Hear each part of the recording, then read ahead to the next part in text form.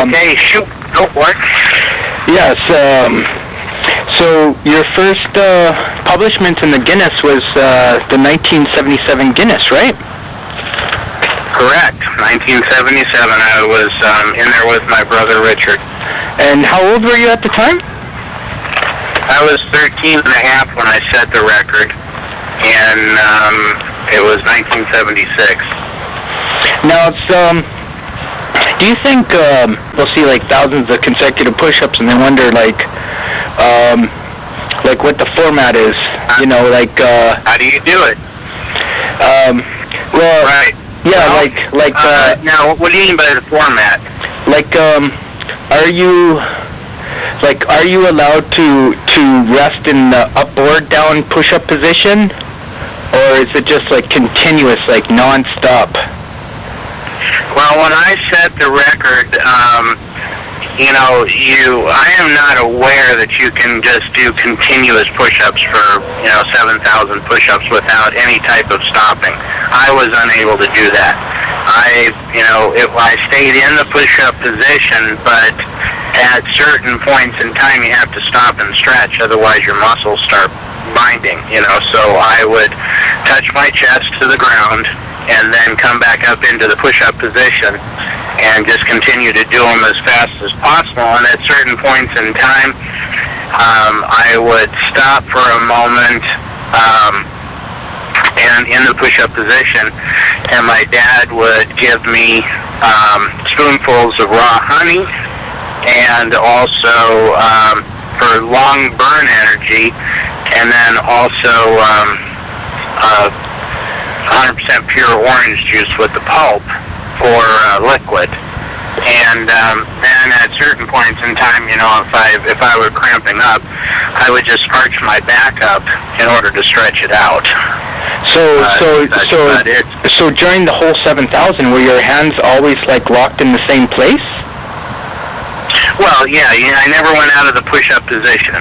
Oh, okay. Your hands will move around a little bit, but I was never, in those days, you were not allowed to get up and do anything. You had to continue to keep on doing it. My understanding of it now is that you could sleep for a significant period of time as long as you did so many push-ups within a 24-hour period. Is that correct? Yeah. So, yeah. I'm not, believe me, the record as it stands right now, that is one heck of a lot of push-ups. The 10,750, yeah. Yeah, that's a lot of push-ups in that 24-hour period. So, but either way, back at the time that I was doing it, you weren't allowed to get up. Oh, okay. Right. So there was moments when you rested with your chest down to the ground for a few seconds and then just... Oh no, you're never allowed to to take pressure off of your arms.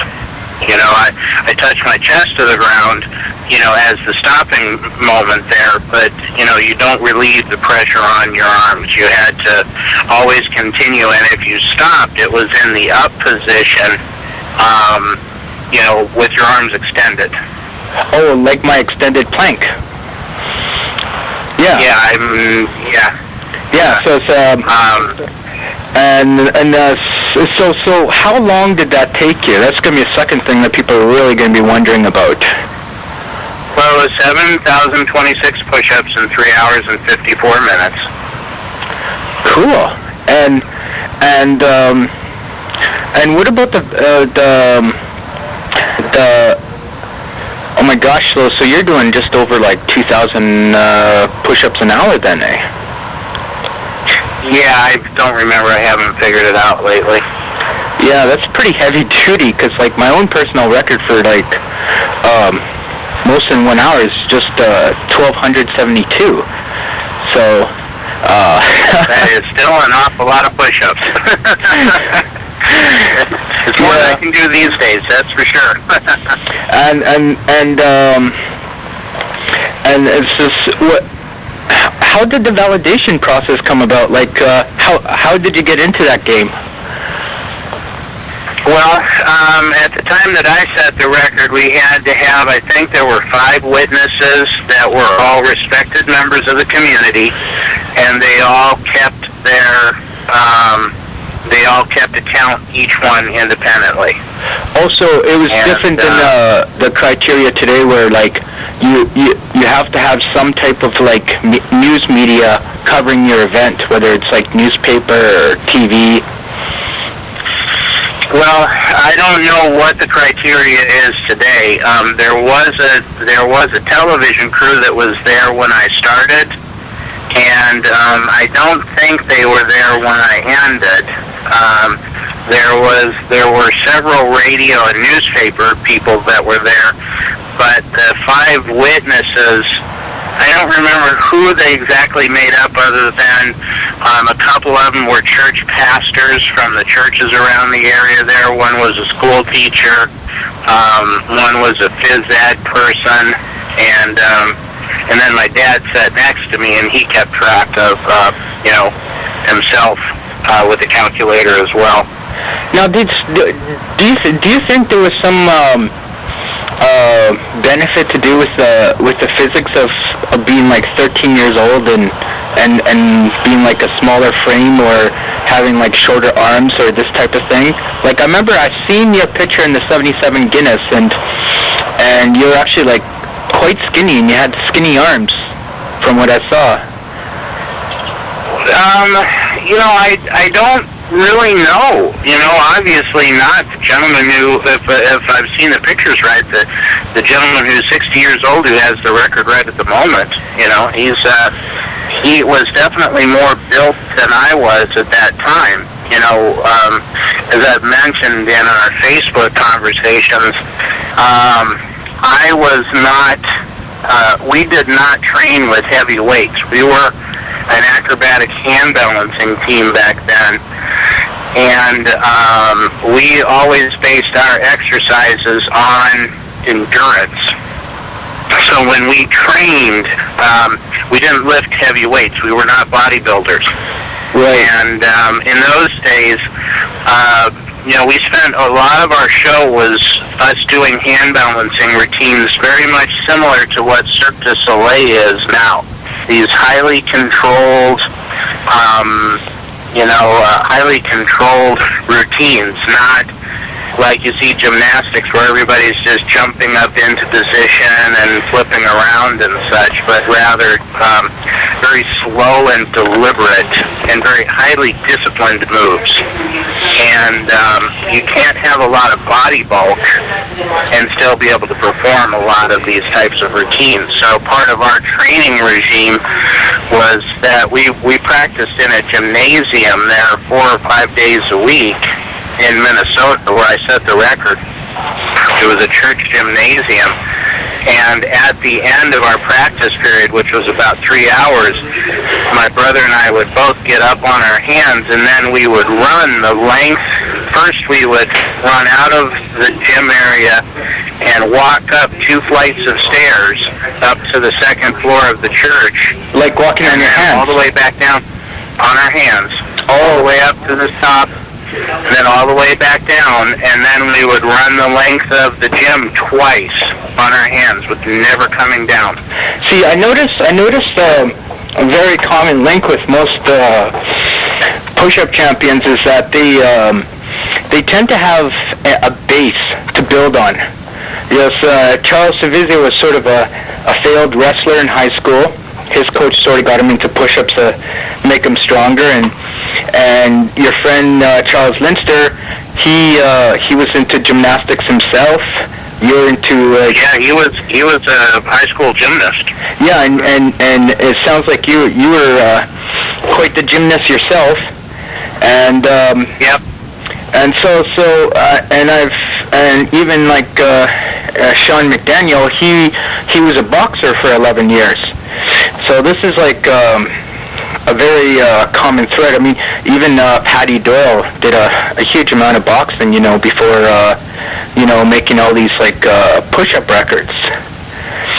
Yeah, so typically then what you're looking at someone who doesn't have a lot of body bulk, like a weightlifter might be, or a heavy weightlifter, and someone, all of these different routines require a tremendous amount of endurance. You're not using quick power. You know, and in heavy lifting, you built your body to be able to lift an extremely heavy amount of weight, get it over your head and hold it, but then that's it, you're shot. You know.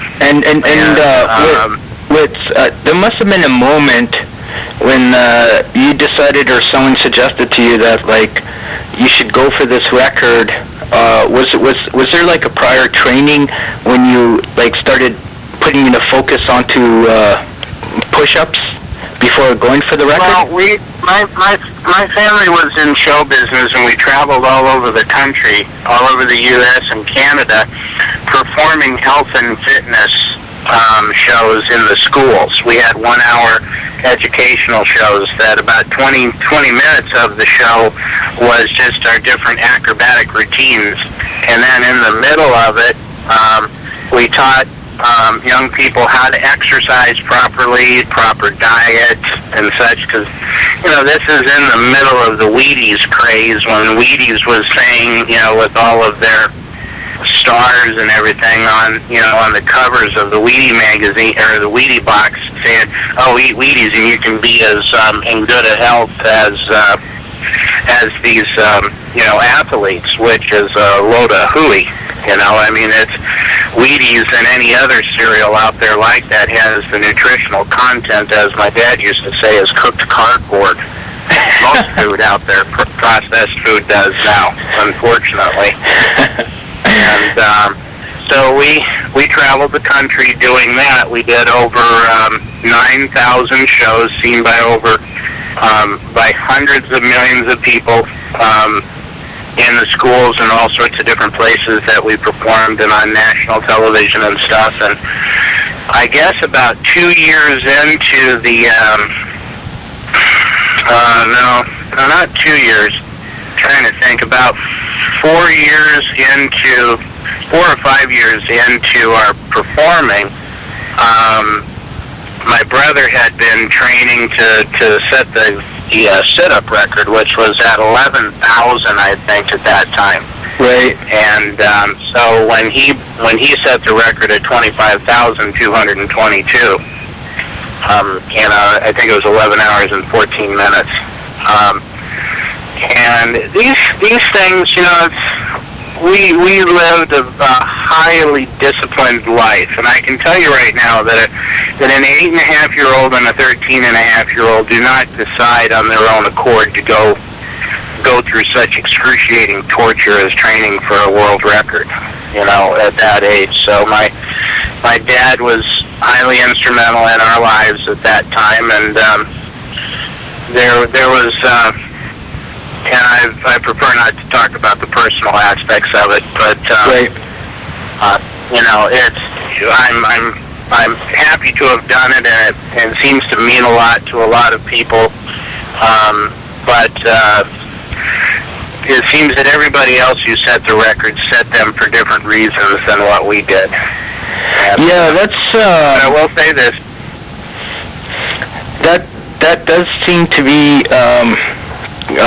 Common among different people I've spoken to is they all have their personalized agenda. I try, like myself, I try to go for my records for something that's like higher than myself. I know when I did my second one of the 2,500 balloons, that was a nightmare, but my grandma died the day before, and it just put like that much more meaning into it, you know. Well, cool. That's really neat. You know, it's the one thing that I've kind of noticed is that since being invited to join your Facebook page and stuff, I've had different people approach me on how to do these push-ups and all this stuff. And the first thing I'd like to say is that everybody has to find their own way. There are various ways of training. You know, our typical way of training was, like I said, was highly disciplined. And it was to create endurance and not and not bulk. So it was, we were lean and mean, sort of what you might say. And so we didn't want to create a lot of muscle bulk and such, and only a few times a week did we ever use heavier weights to train, but most of the time it was weights that was, half our body weight or a little bit more. It was always free weights, so that when you're using free weights versus these resistance weights that you get in the machines, your body is learning how to balance by balancing those weights and such.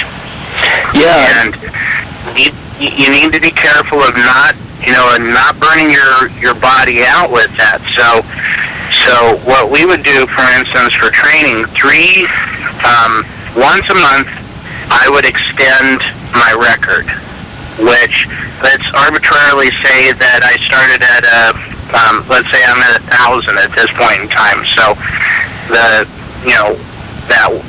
first month that I hit 1,000,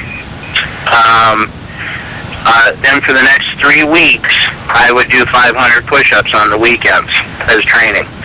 Then the next week that I would go out to 1,000 and then extend it by perhaps 250, 300, something to that effect, maybe 400. Then again, for the rest of the 3 weeks in between that, I would do half of that particular record. Then I'd go back and then take that 1,300 or 1,400 and extend it out to 1,700. Yeah, really maybe not that much.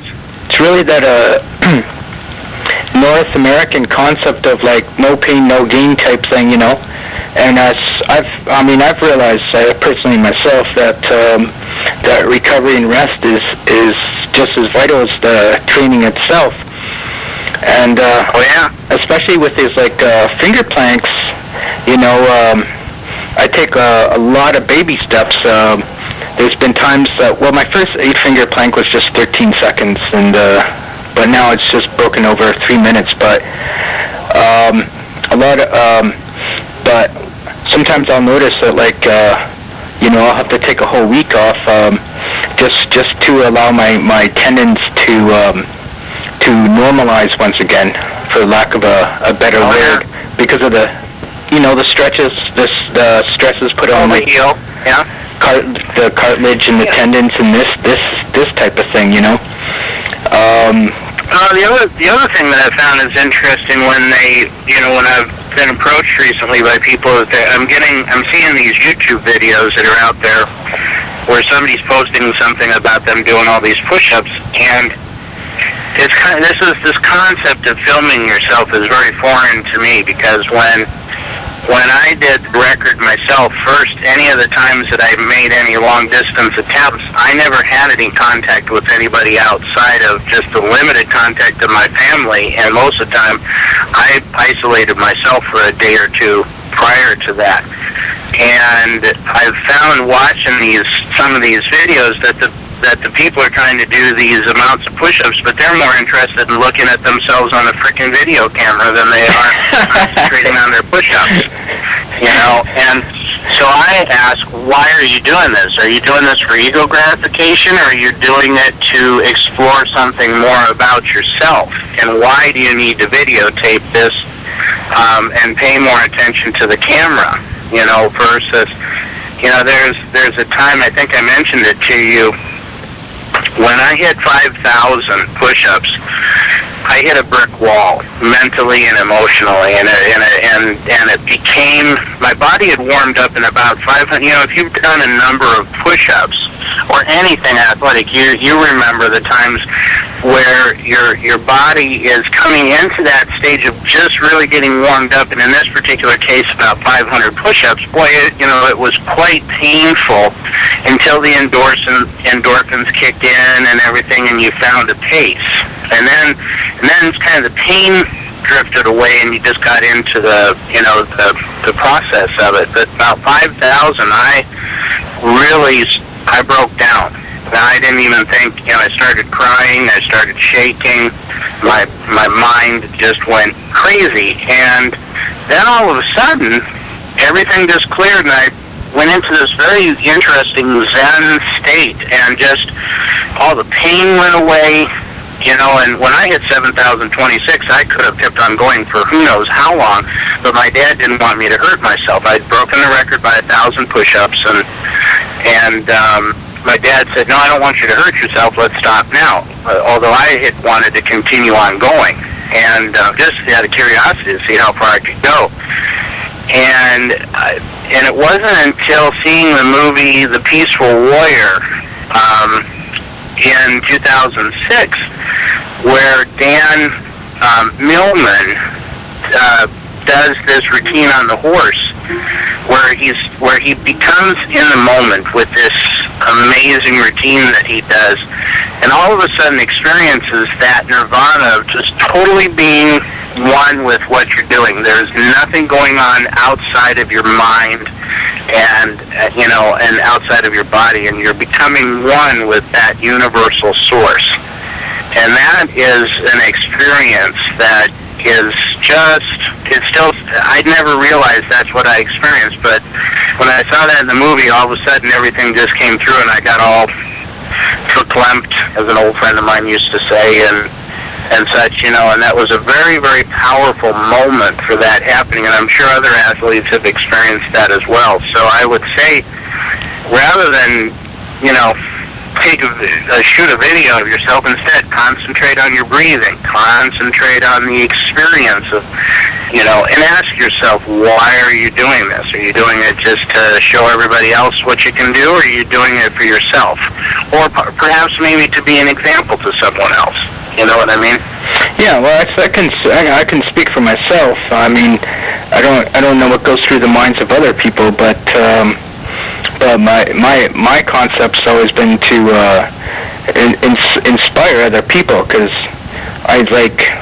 I know there's some pretty tough guys out there. Like I just, I imagine like some guy with like short little stubby fingers and that just loves pain like it's heroin or something, just addicted to it, and just this like a half-hour plank or something like that, and so for me it's, I want to show people that it's like, here I am, like slowly taking these baby steps, and that I can take something and bring it higher, and then inspire people to either break my record or whatever, right? It's because I'm just a normal guy, like I wouldn't say that, I don't really have like tough mentality or anything to do with that, but at the same time, I mean, that's what drives me, is the fear of the unknown, thinking of this like just mean bulldog guy out there, just waiting to like smash all my records to pieces, and but I try to be as humble as I can be. My first record, and Guinness. Why is he a mean bulldog guy? Pardon? I said, why is he a mean bulldog guy that wants to smash your records? I don't know. Maybe he's friendly. Maybe he does lots of volunteering and goes to church.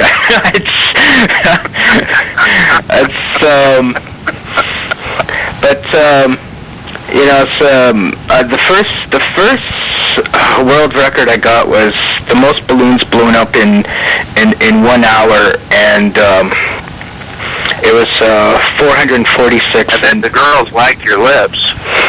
Well, I don't know. I really don't know. I mean, I don't know what the audience was thinking, because it was on TV at the time. But that's a pretty amazing record. Well, what's more amazing is the guy whose record I broke could blow up hot water balloons and pop them in less than 15 seconds, like hot water bottles, right?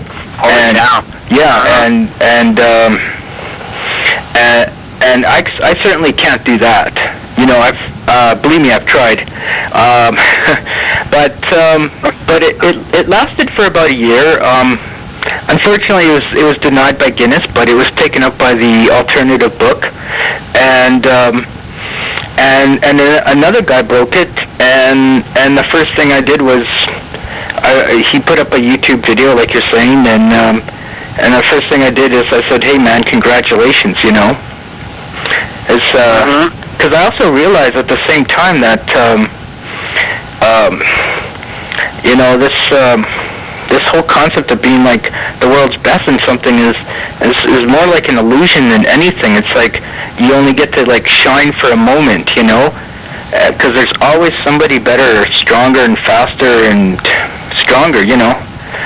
And yeah, that's I mean, that's just the whole evolution. Yeah, that's the whole thing of it, you know. As but of course, with me, I mean, there's also a subconscious psychology that's going on too. You know, like I wasn't good at anything in high school. You know, like I probably would have been voted like least likely to succeed. You know, as you know, I got bullied a lot. You know, it's so I mean, there is that part of me that, you know. Yes, so did I. Yeah, and you know, it's like, so I mean, it's just like the last record I set was at the one arm on the egg. Have you seen that one? No, I haven't seen that one yet. No. Oh well, it hurts, eh? it's the egg is pointy and it just pushes into your hand like a rock. It's yeah, it's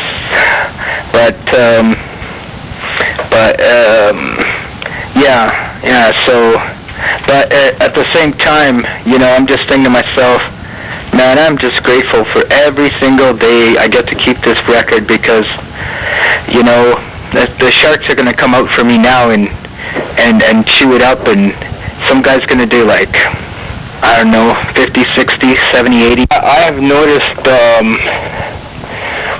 that these days anyways, people have become so competitive that they've lost their sense of focus, and they become all about the numbers, and in lieu of that, they forget about form, and the end result is you get people that are not so much doing push-ups, but they almost look like they're vibrating on their arms, you know, and then you get people doing like one-arm push-ups that are like some in the strangest forms I've ever seen, like their bodies are like twisted at angles I've never seen before, and they're almost doing the splits at the same time, you know. And so in my training, it's I try to put more emphasis on like, for example, my one-arm form than I do, say, in my how many I do. And I know, like, the egg test, you know, it's the egg record is one of those things that just forces you to have you know, a very good form, because if your form is lacking, the egg is going to break, you know, because it's just... Oh, yeah?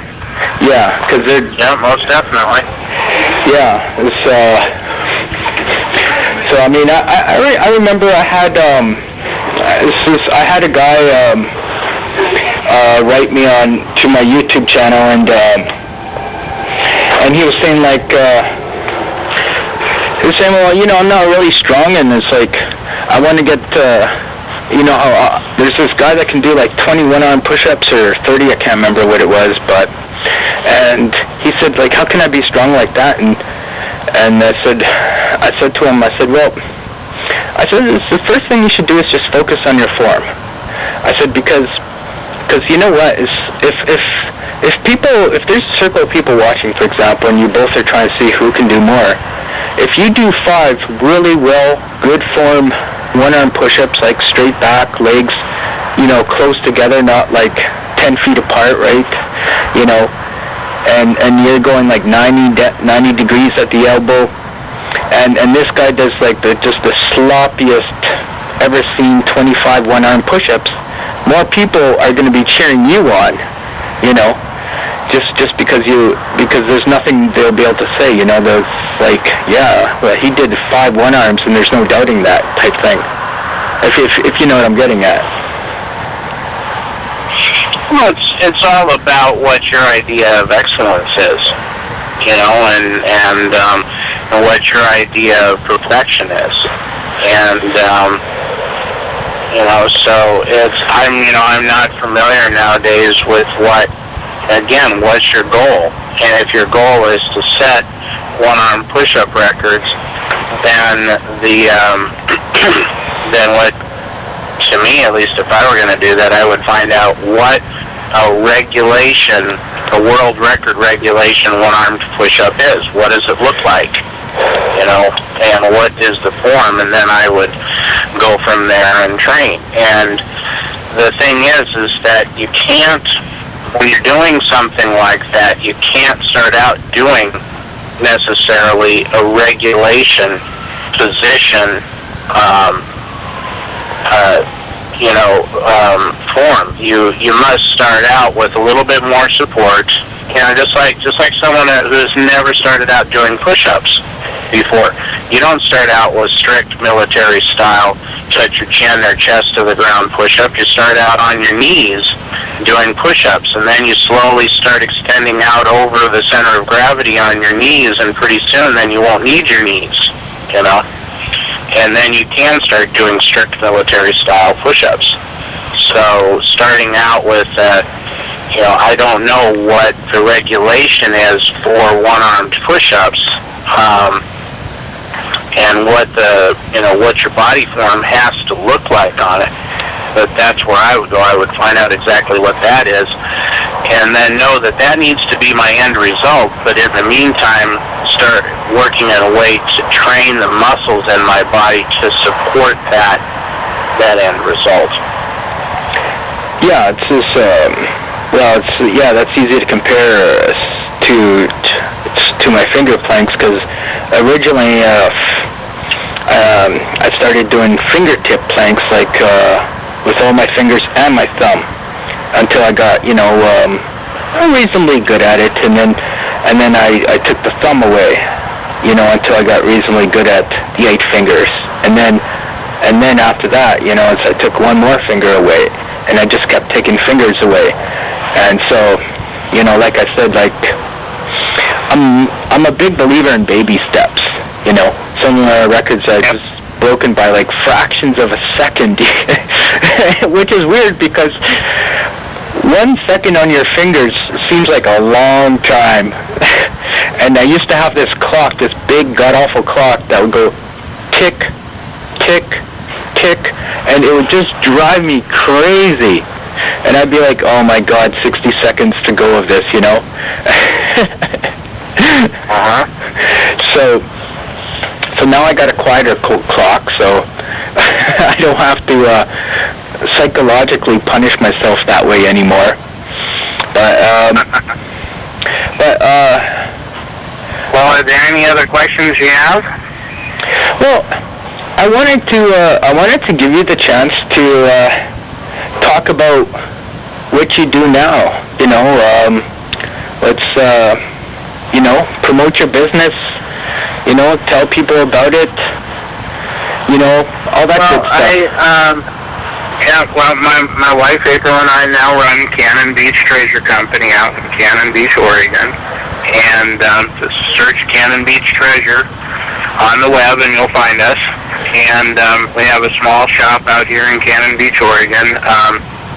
Back when I lived in Key Largo, Florida, I got involved in the treasure hunting community. And back in 1988, on my first expedition into the Arctic, I was the medic and photojournalist on a expedition searching for a whaling ship that sank in 1897. And so I just, one thing led to another, and I wound up doing documentary television production about the treasure business and such, and documenting different discoveries down there and diving on a lot of the Spanish galleons. And my wife April, she lived over in England for 3 years. She was the head of the European division of of a corporation over there. And so, in my 25 years or so of doing in and around the treasure business, on and off, and we've just all developed a fun network of people that find interesting things all over the world. And so we have, the last couple of years ago, we were back down in the Keys, doing a little bit of documentary work again on some of the Spanish treasure galleons down there. So we just we work with and sell sunken treasures, and we call ourselves historian treasure hunters because half the work that we do is all history and research and such. And you've been if anybody's ever down here in Cannon Beach, stop in and say hi. And you have a shop too, right? Correct. So why don't you tell us a little bit about that shop? I'm trying to help you out here, man. Well, it's, we sell sunken and buried treasures there. We, some pieces are made into jewelry, other ones are left as collector's pieces. So we have interesting shipwreck artifacts. We got friends all over the world that discover interesting things that have either been sunken or buried, and some of them we have just on display to tell the piece of history about it. Other pieces are for sale. We have a few rum bottles that, for instance, that were found on a British East India Company shipwreck that still have the corks intact in them, which means when they sank, they were full. So we have that, and all the way to the Spanish pieces of 8 and golden doubloons of pirate lore. Wow. So it's and you've I noticed on your Facebook you also spoken to the legendary Arthur C. Clarke. Yeah, I did a project with him back in the mid-'90s about the Taj Mahal sunken treasure. And so it was a treasure that was minted by Emperor Aurangzeb, who was the son of the man who built the Taj Mahal. And they were silver 1 rupee coins minted in India, and they sank on Great Basses Reef in Sri Lanka in 1702, and they were recovered by Arthur C. Clarke in the early 60s, and he wrote a couple of books about it, and I got to know him and did a modern documentary about the project. And well, he's the great science fiction writer, right? Yes, he is. So a lot of people don't realize that he was highly involved in underwater exploration back in the 50s and 60s. Yeah, that's right. So and anybody who's interested can search Taj Mahal sunken treasure. We shot a fun episode on History Channel's Pawn Stars with it, and on the web. Were you on Pawn Stars too? Correct. Oh, which episode? It was called Shocking Chum-Li, and it was their second season episode. And I came in with a big clump of rupees off that wreck, about 800 coins in it. Wow. So I've got to ask this. When you were talking to Arthur C. Clarke, and getting to know him, did you mention to him that you had the push-up world record? No. Yes, he may have known, but it's not something that I go talking about much. If somebody happens to know about it, or if it comes up in conversation, but most people here in Cannon Beach aren't familiar with that part of my life. Yeah, it's just something I was just really curious about because so I happen to be very good friends with Charles Savizio, and I was talking to him, and he told me that I mentioned to him because he was going to go to his high school graduation, and he's about 61, I think now. Anyways, I said, so are you going to tell them that you're in the 2012 Guinness again? you going to mention it? And he's like, probably not. You know, it's, so these kind of things speak volumes about the type of character you are, you know, because me, myself, I would probably mention it, but, you know, it's at the same time, like, I've got these, like, 3 world records, and like, my life hasn't changed, right? You know, I'm still poor, the media is more interested in the Edmonton Oilers than they are in me, that's for sure. You know, as there's no girls knocking on my door, but it's probably a good thing if you ask my wife. And so, you know, so... That's why I say, you know, when you do these records, you know, why do you do them? What purpose, you know, do you do them? You know, you might find this interesting. And then I don't mean to be rude, but I have to run because I have to help my wife close up the shop here. But what you might want to do is look up a book called, I think it's called Practicing the Power of Now, and it's by Eckhart Tolle. Okay. And it is he wrote a book called The Power of Now, and but it's a much longer read, and it can get kind of esoteric. But Practicing the Power of Now, or the essentials of the Power of Now, I don't remember which one it is. He distilled the idea and the philosophy more or less down into a shorter, more concise book.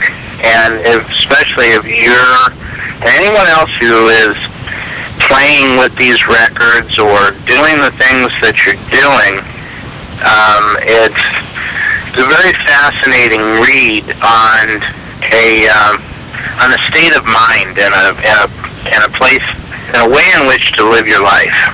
You know, you're going to it may resonate with you. So, yeah, and that would be my suggestion. I agree, because you know, I've looked past, you know, some of these records I set or broken, and thought to myself, how can I do this and still, like, no ego is involved? You know, and it's like, I keep thinking to myself, there has to be some ego involved in, you know, like, doing what I'm doing, you know. And, you know, I mean, yeah, it's just, just reflecting on myself. I just wanted to ask you, for the video portion of this video, is there any videos of your accomplishment, or could I do like a picture slideshow of the pictures from your Facebook? What I was going to say was, I think I just came across a picture of me setting the record. Oh, that'd be fantastic. And let me go home, because I'm sure what you probably want to do first is edit this down just a little bit. Yeah. And then let me see. It'll take me a day or two to do that, because I got a couple of other things that are going on right now. But if you can hang loose, I am 99% sure that I've got a picture. It's an old black and white picture. Plus, a while back I came across an old CD that a friend of mine, Matt Welbus, who was my best buddy there in Minneapolis, who he had recorded I think it was a television show, or I think it was a TV show, you know, a news report, the night that I broke the record. So you'll have that audio as well, and I can convert that to like an MP3 file and email that to you as well if you wanted to add it as a part of the, maybe at the beginning of the interview or something. It's kind of funny. He had saved it. He had recorded it on reel-to-reel, and I don't even know that I remember that he ever did it. And then years ago he contacted me before Facebook, for sure, and he wound up sending me out that copy. So it was really funny, this blast from the past type thing. So I'm more than happy to try to you know, get you get you a photo or two or something like that, and then Absolutely, that would be absolutely fantastic. Yeah. So I'll wait on that, and then you can let me know when you achieve those things. Yeah. Let me shoot me just on Facebook. Just IM me and give me your email address, and I'll email it to you. But anyway, listen, for everybody, I'm going to sign off for now, and it's really good talking to you, and thanks very much. It's kind of interesting what's happening now with social media, so how we can reach out and touch the world a little easier than we used to. And hey, Chick Linster, if you're listening to this, I haven't talked to you for a while, but hope everything's going well with you, and we will, and good luck to anyone else out there that's working on your push-up endeavors. It's a very interesting process, so good luck. Well, thank you very much for your time. It's been a pleasure.